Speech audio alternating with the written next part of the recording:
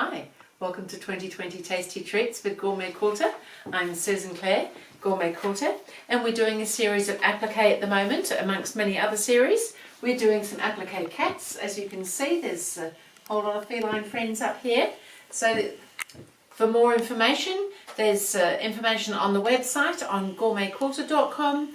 There's a pattern that you can purchase to download and that comes out each day. So we're doing 20 different cat appliques, so 20 different videos, 20 different patterns, and one a day for 20 days. And we are up to day 9. So we are well on the way. So these are all the ones that we've done so far. And today we're just doing a little skinny cat. And so I've got the pattern here, everything's ready to trace on the patterns and things. I've gone ahead in applique 1, I showed you how I was marking all the faces. The faces are so cute. I'm just using the permanent marking pens, the Micron Pigma pens for doing the faces, and I'm using a little white gel pen to just mark a little white dot in his eyes, a little twinkle. It just helps give them a little bit of expression. So I've gone ahead and marked that. I've marked, there's just not a lot of marking on this one. Just a little bit of a division up between his front legs here. Otherwise, we are ready to put this cat on this fabric. So this is sort of looking at the front cat. So he's got the back part of him up behind, and he's got a long tail, of course. And I've just got to work out how far up to put him on here. Oops, that tail's twiddling around a bit.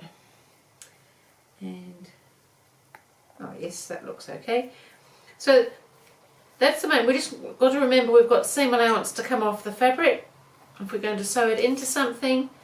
So his front legs just sit, it's kind of slightly, looks a little weird, but it's because we're looking front on to a cat. So they're just sitting there, and then the head just sits across the top of those front legs.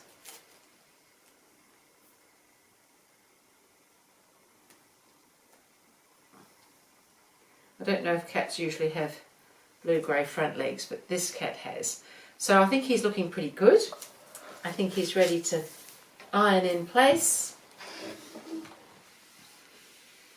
And then because I'm free motion stitching, I'm using a stabilizer, so I'm just using a cotton batting as my stabilizer. So the fusible I'm using is called Steamer Seam 2, and it's a little bit tacky in itself before you iron it, which helps you position things quite nicely. So it's quite good for that purpose, but it still does need to be ironed in place, and we still need to stitch it.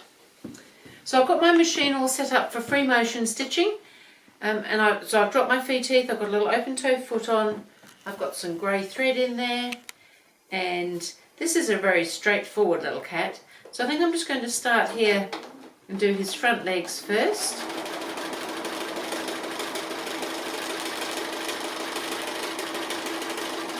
There's a little division coming right up the centre there with those front legs. How far up, that's about there, I think. And then, so I'm going to come back down again on that same line and then come round the next paw.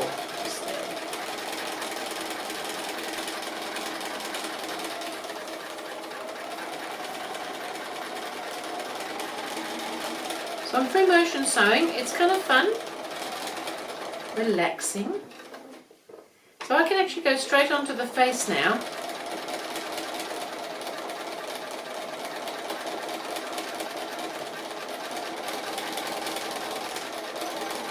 I'll have to come back later and do the whiskers.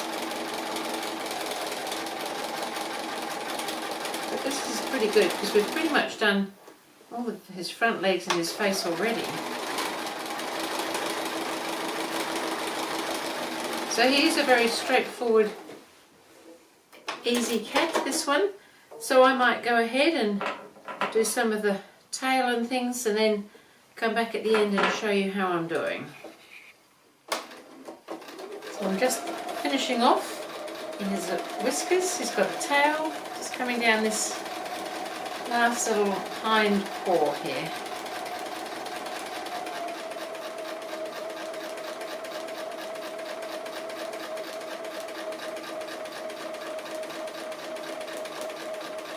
And there we are. We have done another cat.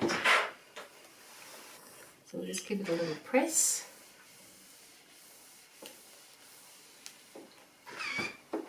And we'll pin it up on the wall with these other little friendly cats.